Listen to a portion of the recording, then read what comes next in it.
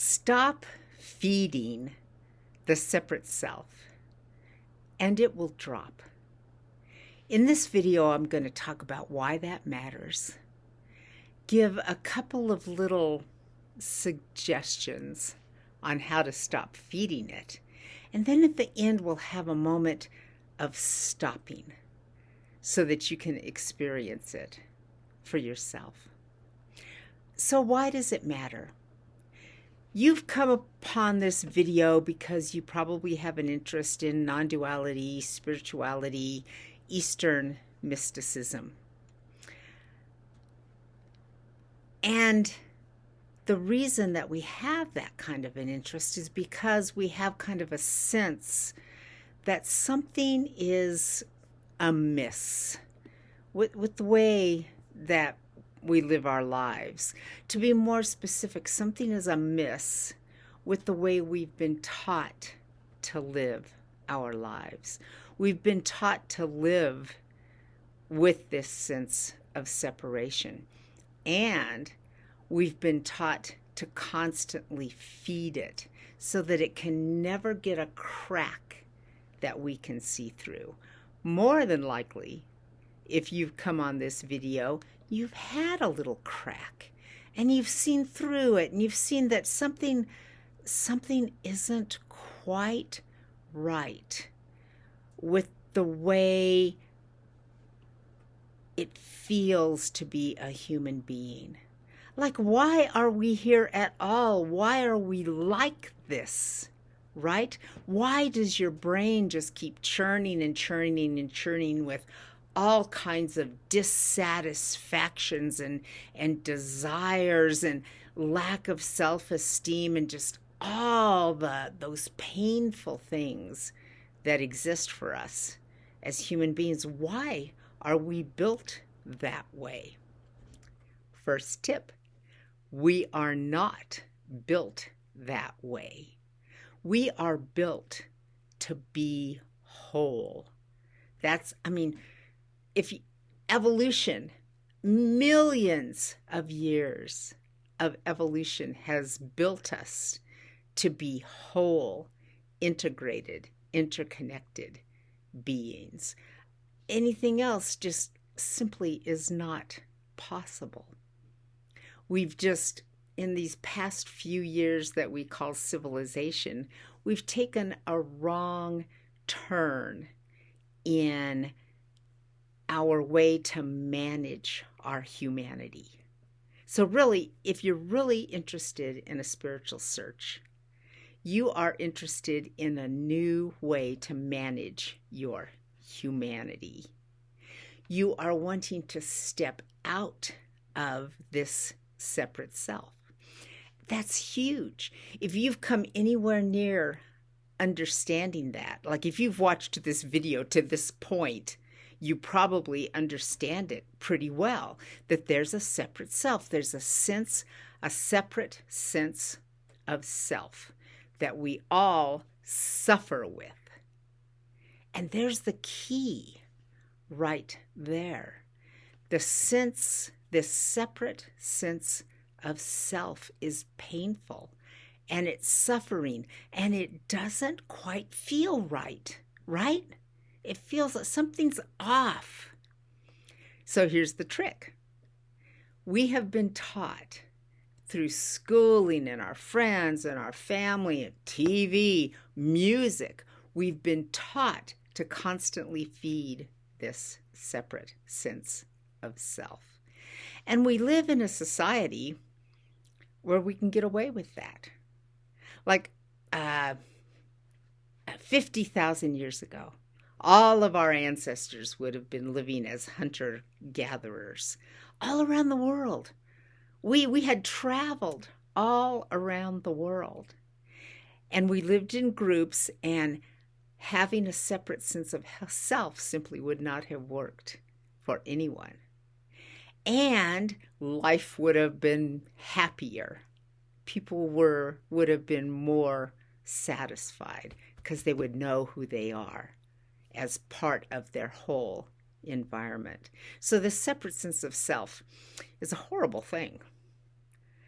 The fact that we create it and teach each other to create it is very, very sad. So let's teach ourselves not to continually create it.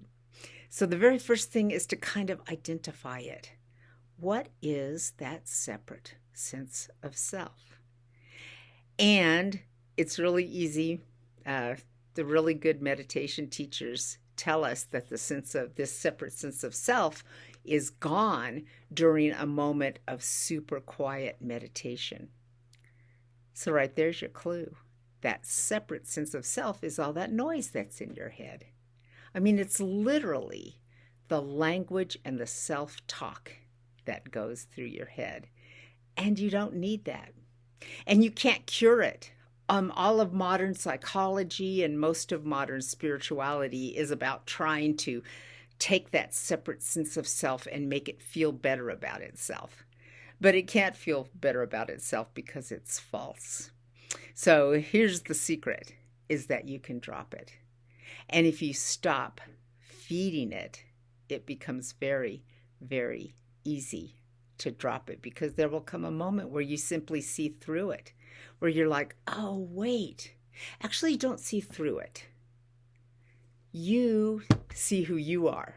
The second you recognize who you actually are, there's nothing for that false sense of self to hold on to any longer. So just know this, we can stop feeding it, and the less we feed it, the easier it's going to be to see who you are and let it fall. So how do we stop feeding it?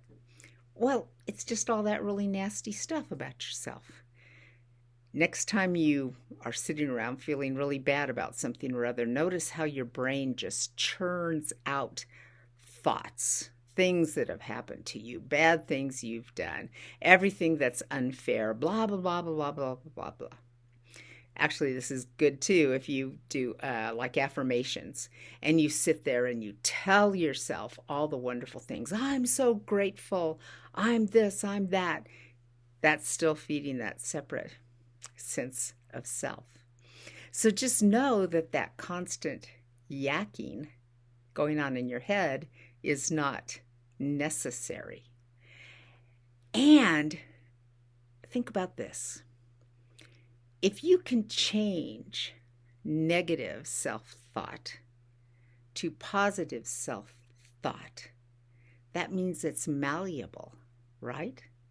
So practice with that. You're churning away in your head, I'm so terrible, and then turn it around and go, oh, well, wait, just think about all the good things I've done, and start thinking that, and you can take that sense and you can change it. So if you can change it, there is a you who can change it, and it is not a solid, real thing. So the less you stop just messing around with it, the more it's going to fade and be able to drop. And in the end, the big secret is to stop minding what you are. Stop worrying about the imperfect disaster that you are.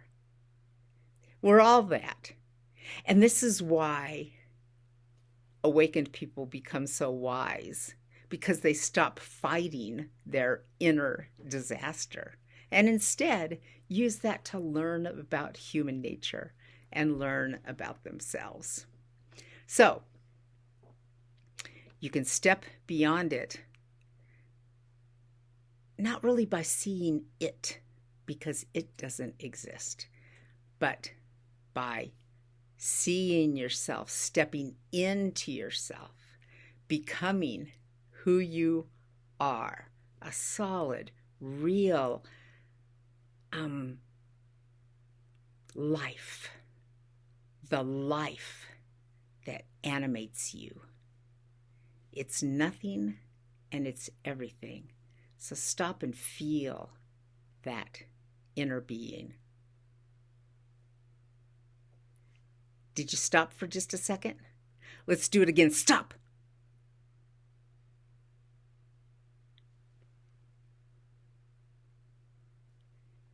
kind of comes back really quickly, right?